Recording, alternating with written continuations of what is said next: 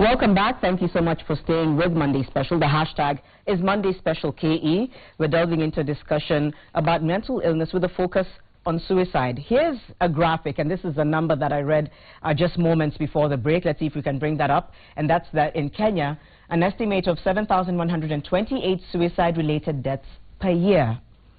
Right, so let's introduce our panelists. Right across from me, we have Dr. Catherine Mutisia, who is a consultant psychiatrist, who will take us through the numbers, signs, and solutions as well. How can you help someone who is dealing with depression and suicidal thoughts? Next to Catherine, we have David Njuguna. David is living with depression. He was once suicidal, but he'll tell us a little bit more about the organization he's working with, how he's managing it or how he's overcome it, and perhaps shed some light into this issue. And then finally, we have Kendi Ashitiva, who is the founder of Nisikize. It's a call center that's able to help people deal with these issues. People are able to call in, share their issues. There are psychologists on the other side of the line. I will actually show that number later on, so that it's something that you can take note of. Thank you all so much for coming on Monday Special.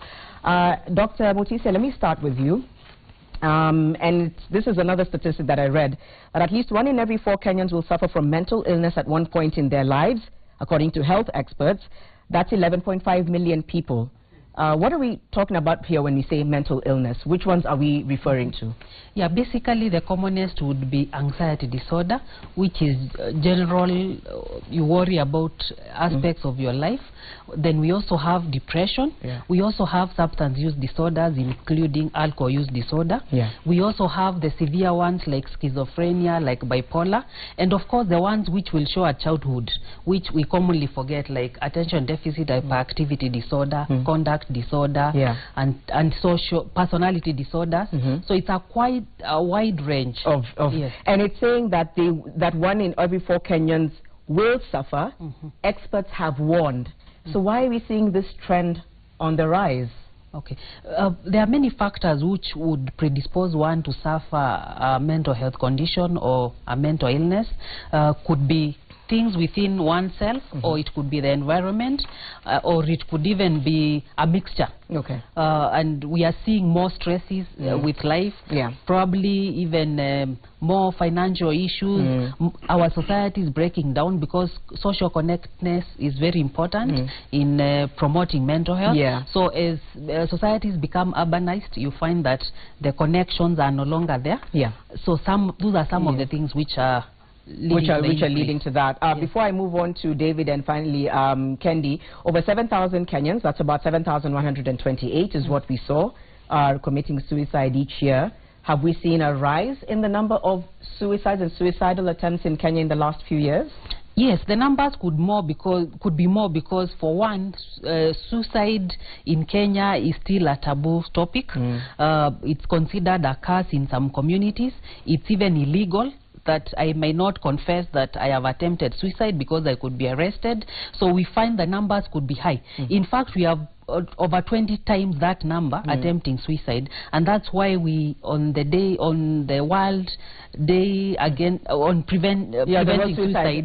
It was World Suicide Awareness Day, is that it? Prevention Day. That passed about 2 days ago on Saturday, the 10th of September. We were emphasizing on the theme which was connect, communicate, and care, so that we can prevent suicide. Because we can prevent suicide. Connect, communicate, and care. That's powerful.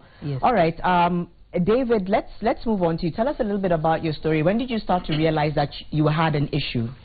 That was in 2005 when I left the country for Canada for a short course in 6 months on community-based development. On arrival, I realized that I had lost my job back here with 3 children and a family to live with, to raise. I got depressed and suicidal at the same time. So I had sworn to myself never to come back home alive, and I was very sure that if I come without a job, it's not me, but my body will be brought back here. So 2005 to 2013, when I came back to this country, until now is about 11 years. Significantly, as Dr. Catherine is saying, for 11 years, my condition was never diagnosed correctly. And I had been admitted into a mental facility in Canada 2 times. When I came back here, like Avenue, Go Hospital, it's only last month that it was diagnosed as an ADHD. Right. After 11 years. Attention, could you say it to the viewers just so that they just spell it out? Attention deficit hyperactivity disorder. Okay. So it's a mental disorder. So all this time I was suicidal, but I never knew what to do. But lately, because depression, as she has said, comes with it camouflages because it is the only sickness in the world that doesn't have anything to measure. Right. So your body and behavior is the only thing that is a sin. So my coping mechanism was drinking. As a Christian, born-again pastor, somebody who is very highly profiled in the community, nobody wanted to believe that it is depression. They only said, you went to Canada and now you're here. Ulikuja na uzungu, so style up, grow up, mature, behave. Pray. I mean, pray. So the stigma out there is really, really hard. And nobody wants to associate, you are branded, nobody wants to associate you with the sickness. So right now I am on medication, the proper medication, because previously I was only on antidepressants. Right now I'm taking the correct medication and I can live a comfortable life. You look at me like this, nobody would even tell that I have... I was just going to say, that's interesting. I think that's another issue, is that a lot of the people are well put together. Yes. And, you know, they look like it could be any one of us. And so someone says, but you look fine, you look happy, you look like, you know, you're wearing a nice suit, you look like life is doing well. How can you be depressed? Not even depressed. Yes. Or how can you be suicidal? I attempted suicide 2 times. Wow. And the signs that I gave out were really out, because I'm told that I live in Kikuyu. I am told that I came home drunk, yelling that I'm going to kill myself and kill my wife. The best they could do is only tell my wife to go to the police station, and nobody could pick it up that this guy is sick. He needs a hospitalization. So this is the stigma out there that we need to fight out, and it's a journey that we have to win. I'll come back to you later about the signs and the symptoms, and I know that you have a very supportive family. Definitely. So that's a huge blessing. I know that because, you know, I've seen them in the building, so not everyone has that, so I think you're one of the lucky few. Kendi, let me move to you, and I'll just quickly give a profile of what Nisikize is. Nisikize is a 24-hour counseling call center, the first of its kind in the region. They offer 24-hour telephone counseling services at the touch of a dial, and so that's basically, essentially what it is. Where did you get the motivation to start Nisikize? I think, Janet, I looked at the world, I looked at Kenya, our society, and I wondered, how come you can call to get pizza delivered? You can dial a cab now, you can get anything delivered at your doorstep, but when you're feeling suicidal, you have no one to talk to. When you can't figure out where your child is, when you can't figure out where your marriage is going, you have no one to talk to. Being a counselor myself, people would ask me, where do I get a counselor? I'm like, by the way, where do you get a counselor? Okay, it's really hard for the average Kenyan to find a therapist they can talk to. Another thing was, most charges are very expensive for the average Kenyan. Counseling can go up to 10,000 bob. If you can afford it, that's fine. But what about the average person who cannot afford it? The other thing is getting a therapist when you're having an emotional crisis. I wanted a place where people can call at the heat of the moment. You see, when you have a face-to-face counseling, which is actually the best form of counseling, you have to schedule with your therapist. I can't call them at 3 in the morning. I can't call them at 4 in the morning. What if I'm having a crisis at 4 in the morning? Who do I talk to? My friends will roll their eyes, like, get a life, or, you know. So that was the thing, to get like a 911 emotional and psychological call center. All right. And how often do you deal with callers saying, I don't think life is worth living, suicidal callers? Is that something you get a lot? Oh, yes. Not too much, but we do have people that call in with suicidal ideation, which is also called suicidal ideas. And they normally say words like, they don't say, I feel like killing myself all the time. They say, what's the point of living? I'm sick and tired of this. I can't take this anymore. Those are statements you look out for. I can't take this anymore. They'd also say, let me just leave them in peace. Especially women who are in abusive relationships. Maybe if I go, he's going to be okay, you know. So we get to hear that quite a lot. It's actually more than you'd expect. On average, how many calls do you get in a day, would you say? Wow, many. Let's just say there are many. Very many. And of course, maybe the more that the service is out there, the more people are calling. It's an indication of, like Dr. Mutisia said, just managing stress is becoming a huge issue in the country with no avenues. And at the time, actually, we had to cancel someone in mother tongue. which was a good day for me, because the point is to get this service at every single Kenyan who can afford it. So this person called from Nyanza province, and fortunately that day we had a Luo in the call center. And we told her, talk to him in the language he understands. Break it down for him in the language he understands. Because the Mzungu way that we are taught, these theories may not always be easily taken by us Africans. So how do I customize this concept and this product for the Kenyan wherever he is? Okay, that's great. So what are some of the signs? And again, this is probably also what where David and Dr. Mutisa can come in. If someone is moving to that verge of from depression to now suicidal, are there any signs that someone can see off the bat? Yes, actually there are signs which could present in your thoughts the way you speak. Somebody could say like, I'm worthless, there's no point of me living.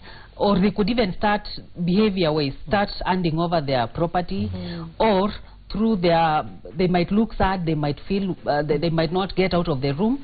So it could be the behavior, it could be the words, what they say, or it could even be how they look. Do they look sad? Do they look happy? Do they look withdrawn? So it's basically you have to observe the three aspects. Okay. Yes. And also, as David, as you also answer, you know, what's the thin line? Because some people might be having a bad day, you know, and they're saying, I'm just done, this is too much. But when is it now a serious issue? When can someone tell this is worse than me having a bad day? What is that line? Okay, there's something called the blue something. So it is not just a bad day. This is a serious thing, because most of the people who have a suicidal ideation, most of them will have spoken out before. Like, remember about the young boy who committed suicide at the age of 10. He had talked about it one time before, but nobody takes these issues seriously. So the verbal, the non-verbal, giving out your things, like really even texting and talking about it. The only thing that we need, as Dr. Mutisia has said, is to connect. The non-verbal, listen with the heart, because you can see this person going down the drain, even speaking about it, but nobody takes it seriously. We only know about it afterwards. So the Kenyan community and the Christian fraternity, we need to listen. And even as the callers call, we have now Befriend Us Kenya, where you can call. We have now Nesikize, and I know that Dr. Catherine is bringing, through the ministry, is bringing up all these organizations, so we can be able to talk about it more freely. There are signs and symptoms which are going to be published so that people can be able to see, and they're there. Okay, which is great. There was also the cop who posted, I think, that they were feeling suicidal and ended up. So what do we do when we see someone posting something on social media? What are the steps to take, especially if it's a friend, a family, someone who's concerned? And maybe, you know, Kendi, you can give yours, and also the doctor and David. So what do? You know someone close to you is, but you're feeling a bit helpless. I think talk to them. Remember the issue of connectedness? Ask, how are you today? I saw your post. How bad are things? Talk to me, I'm here. At times, actually slow down and ask your friend, how are you really doing? How are you doing about your marriage? I remember you had an issue last time. Be direct about the questions. We say be warm and supportive at the same time, and still firm. How are the children? Normally we ask, how are you? Fine. It's a general response. I'm doing fine. I'm okay. I'm good. You know, cool beans, you know, and social media has given us a false virtual world that we live in. But it's good to ask questions. I saw a post on your page. How are you doing? You know, at times people, when they commit suicide, it's sometimes a cry for help. Isn't it? It's a cry for help. No one is listening. That's why we come up in Skize. No one is listening. You're screaming for help. You're coming apart. And for most men, I'm glad he shared his story, it's financial. A lot of the callers we get who are men with those kind of thoughts, it's financial. Women, it's relational for the most part. This man, my children, this man, because of relational in nature. But for men, it's the pressure to provide, to pay these bills. And debt, my goodness, debt is driving this city up a wall. Okay, I'm glad the loans have gone down. But still, you know, living a particular standard is really hurting us. Is there any do you get young people as well calling in? I know it's hard to say because it's based on anonymity, but do you get young people, do they say that they're in their 20s or 30s? Do you get that as well, and what are their reasons? Yes, young people call cyberbullying. Would you believe?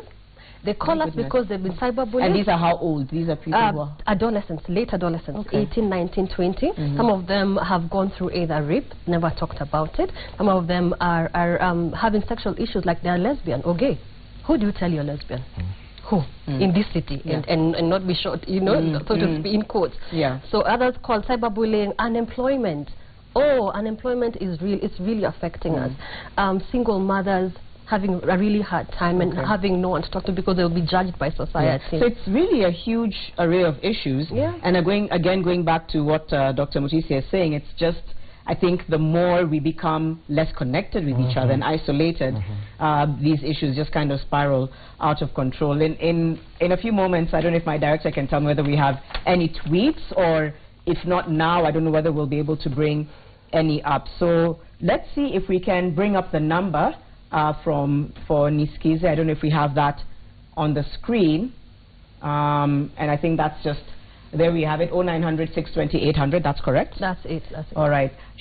Right, okay. In a few moments, we'll try and access the call center as well, helpline center, and see, you know, how we can get through. Dr. Mutisia, this is also, as you said, considered a crime. Is attempted suicide considered a crime in Kenya? Where do we lie with that? It is, and that makes it worse. Because I may not want to talk about it because I don't know what you will think about it. Our society is also very religious, and if I talk of suicidal ideations, people will wonder what is wrong with me. Don't I believe in God? So the easiest thing would be to keep to yourself. But like Juguna said, if you are listening with your heart, you'll be able to pick some of those things. If you spend time with a loved one and they are disturbed, you'll be able to tell. These days it could just be absence from social media. Somebody has been very active on Facebook or WhatsApp, and all of a sudden they go missing. They never post anything. That could be the telltale sign. So you would need to connect with them and find out what is happening. I don't see you anymore. Yes. All right. David, how long have you been on medication since the correct diagnosis was made? Oh, it's just 2 months now. 2 months.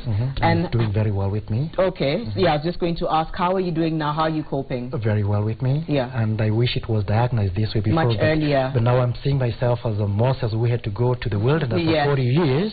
Now I can be able now to tell you share your story. Exactly, share my story so that people can come out and really do much.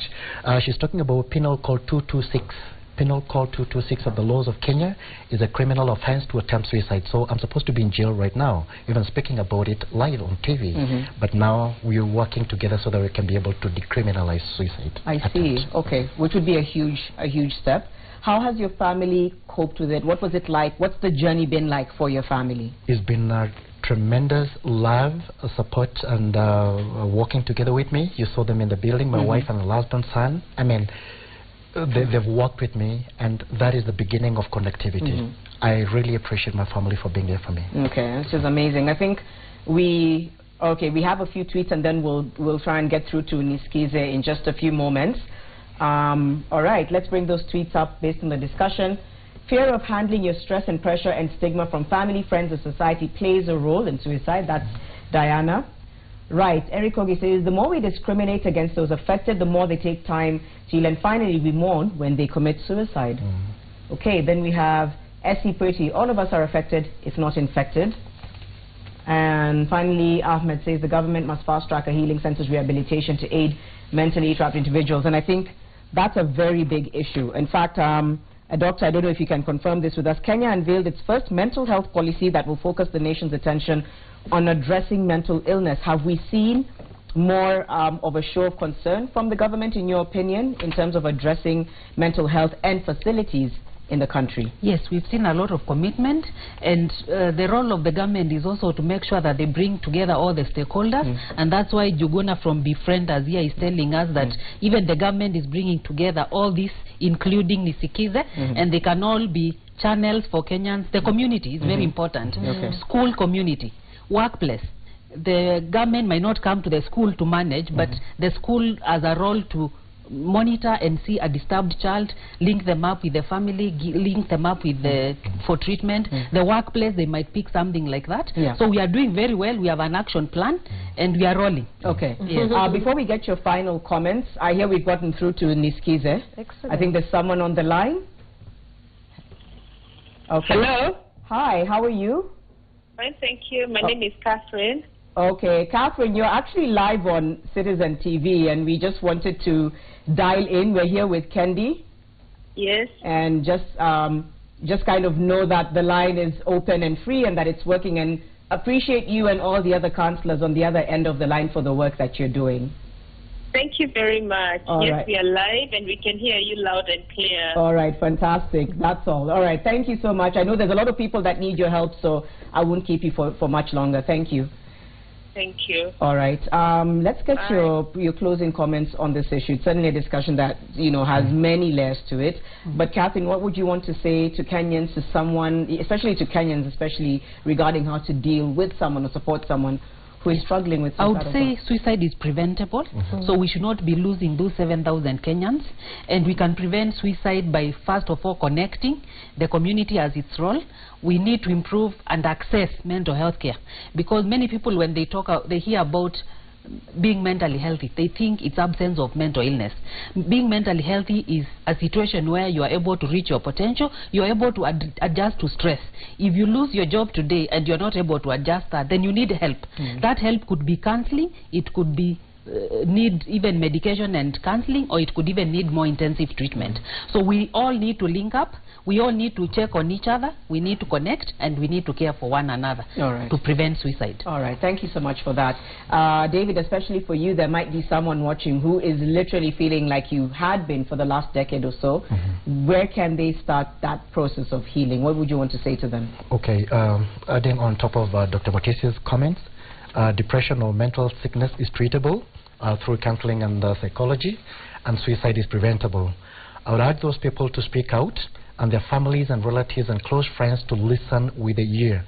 I just want to say that most people speak about it, but again, and especially from the church perspective, it's not a weakness, it's not lack of faith, it is not a spiritual battle, it is a sickness just like cancer or hypertension or any other. So let us treat people who have suicidal ideation just like a sick person, like just any other person. All right. And reach out. Thank you for your courage and all the best in your journey. I'm so happy that you're getting the help that you need, and so all the very best to you. And thank you for sharing your story. That's true. All right, Kendi, and I think before Kendi, maybe you can bring up the number one more time so that people can write it out. Kendi, your thoughts as well, and your parting shot to people who are struggling with this issue. Okay, my thoughts are this. We'd like partnership, okay? Let the armed forces open their doors for counseling. Honestly, they're the ones suffering alone. The KDF, the police force, who's taking care of them? Who checks on how they are after they've gone out for war and come back, okay? So they're really hurting. The medical fraternity, working those long hours, dealing with death every day. Who's checking on you? Are you okay?